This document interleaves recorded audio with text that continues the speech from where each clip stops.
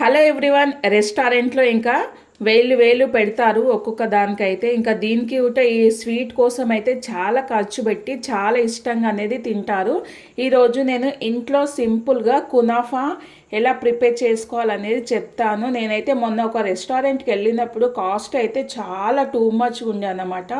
అమ్మో ఇంత కాస్ట్ అనేసి ఇంకా నేనైతే ట్రై చేశాను. ఈరోజు సూపర్ టేస్ట్ అయితే వచ్చింది. ఇంకా మీరు కూడా ట్రై చేసి ఎలా వచ్చింది అనేది కామెంట్ చేయండి.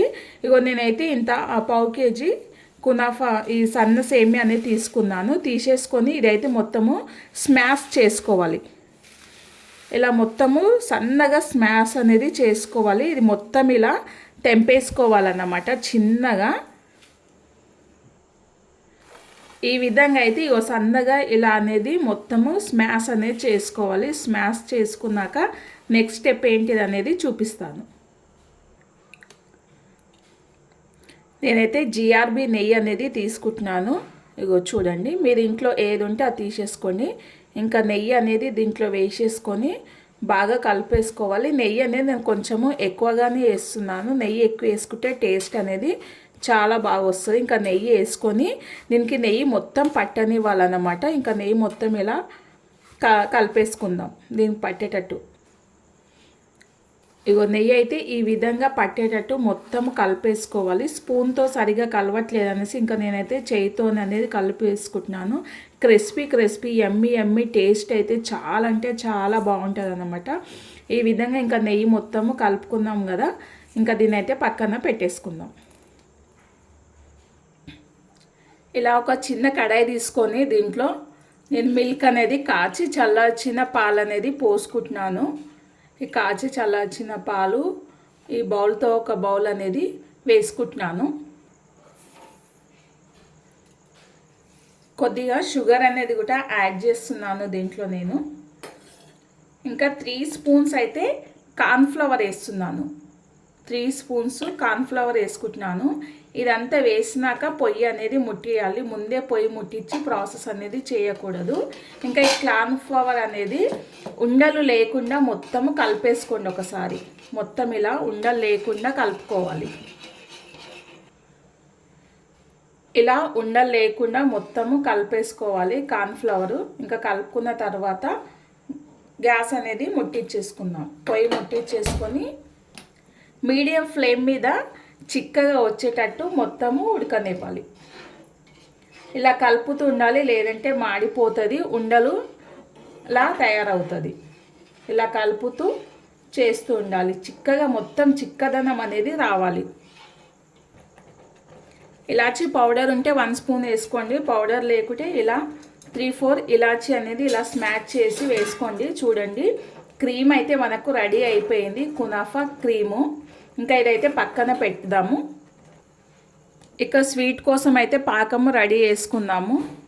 ఇగో ఒక గ్లాస్ అయితే నేను వాటర్ పోస్తున్నాను. అదే గ్లాస్తో చక్కెర కూడా యాడ్ చేసుకోవాలి. ఇంకా అదే గ్లాస్తో చక్కెర అనేది వేసుకోవాలి. మరి పాకం రాకుండా తీగ పాకం వచ్చేలాగా చేసుకోవాలి. ఇలా కొద్దిగంతా ఇంకా మన మిక్చర్ అయితే సేమియా మిక్చర్ యాడ్ చేసుకొని ఇంకా దీని మీద అయితే క్రీమ్ అనేది వేసుకుందాం. కావాలంటే చీజ్ కూడా వేసుకోవచ్చు. నేనైతే చీజ్ వేయట్లేదు. చీజ్ వేసినా అదే టేస్ట్ ఉంటుంది దీని మీద. అంటే దీంట్లో పైన కొద్దిగంత చీజ్ వేస్తే, లేదంటే ఇలా చేసినా కూడా సేమ్ అనేది టేస్ట్ అనేది ఉంటుంది. క్రీమ్ మొత్తమే దీని మీద వేసి కలుపుకుందాం. ఇంకా క్రీమ్ అనేది ఇట్లా మొత్తము చేసుకోవాలి. నేనైతే క్రీమ్ ఎక్కువనే వేస్తున్నాను, టేస్ట్ కోసం అయితే చాలా బాగుంటుంది. ఇంకా కొద్దిగంత పక్కన సేమియా తీసేసుకున్నాను. ఇప్పుడు ఈ సేమియా కూడా మొత్తము దీని మీద వేసుకుందాం.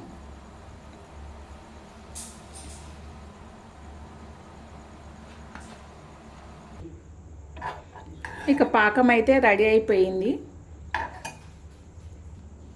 ఇక 2 లేయర్స్ కూడా వేసేసాము. ఇంకా దీనికైతే పొయ్యి మీద ఒక మందపాటి ప్యాన్ లేకుంటే దోశ పెంక పెట్టేసుకొని దీన్ని కొద్దిగంత హీట్ చేసుకోవడమే. పొయ్యి మీద ఇలా మందపాటి ప్యాన్ లేకుంటే పెంక అనేది పెట్టేసుకోవాలి. ఇంక ఇదైతే వేడైంది. ఇంకా ఇప్పుడు మనం రెడీ చేసుకున్నది కునాఫా దీని మీద పెట్టేసుకుందాము. ఎందుకంటే కొంచెము ఇది వేగనిద్దాము. అయితే దీంట్లో నేను కొంచెం ఏం చేస్తున్నానంటే సైడ్కి నెయ్యి అనేది యాడ్ చేస్తున్నాను.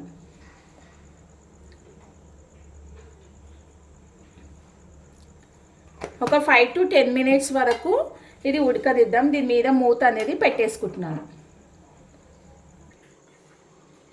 ఒక 10 మినిట్స్ తర్వాత ఇంకా పక్కన పెట్టుకొని దీని మీద మనం పాకం అనేది చక్కెర పాకం తయారు చేసుకున్నాం కదా, ఆ పాకం అనేది వేసుకోవాలి. ఇంకా చక్కెర పాకం రెడీ చేసుకున్నాం కదా, ఆ పాకం అయితే ఇంకా దీని మీద అనేది మనం యాడ్ చేసుకుందాం. తినేటప్పుడు కునాఫైన వేడిగా ఉండాలి, లేదంటే పాకమైనా వేడిగా ఉండాలన్నమాట. ఇంకా ఈ పాకం దీని మీద వేసేసుకొని ఒక 5 మినిట్స్ ఈ పాకంలో ఇది మొత్తం నాననివ్వాలి. ఇంకా టేస్ట్ అయితే చాలా అంటే చాలా బాగుంటుంది. దీని మీద మీరు పిస్తా బాదం డ్రై ఫ్రూట్స్ ఉంటే కూడా వేసుకోండి, లేదంటే ఇలానే తినేయొచ్చు. నేనైతే డ్రై ఫ్రూట్స్ పిస్తా బాదం అలాంటివి ఏం వేయట్లేదు, ఇంకా ఇలానే చేసుకుంటున్నాను. ఇది ఒక 5 to 10 మినిట్స్ మంచిగా ఇలా నాననివ్వాలి. నానిన తర్వాత ఇంకా మనము సర్వ్ చేసుకొని తినడం. మరి నా వీడియో ఎలా అనిపించింది? నా వీడియో కనుక నచ్చితే ప్లీజ్ లైక్ చేయండి, సబ్స్క్రైబ్ చేయండి, కామెంట్ చేయండి. ఇంకో వీడియోతో మీ ముందుకు వస్తాను.